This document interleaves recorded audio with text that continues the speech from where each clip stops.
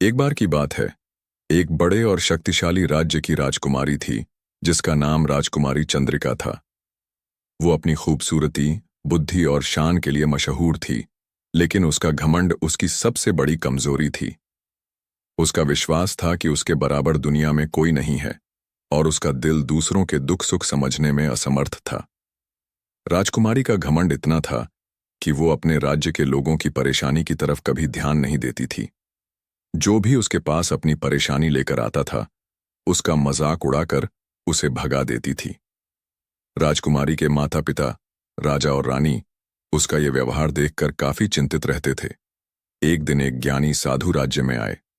साधु ने देखा कि राजकुमारी का घमंड उसके मनुष्यत्व को धुंधला कर रहा है। साधु ने राजा से आज्ञा मांगी और एक उपाय सोचा। वो राजकुमारी के पास एक गरीब किसान बन गए और अपनी परेशानियां सुनाई।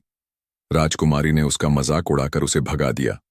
साधु ने अपनी सिद्धियां प्रयोग करके राजकुमारी को श्राप दिया कि उसके घमंड के कारण वह 1 साल के लिए अपने राजमहल की शान और सुविधा से दूर एक आम इंसान की तरह रहेगा।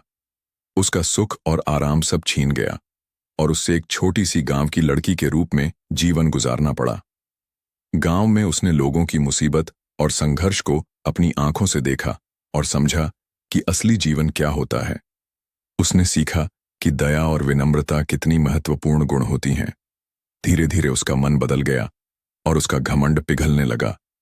1 साल के बाद जब बर्बाद हुआ, वो राजमहल लौट आई, लेकिन अब वो बिल्कुल बदल चुकी थी। उसने अपने राज्य के लोगों के लिए काम शुरू किया, उनकी मदद की और एक आदर्श राजकुमारी बन गई।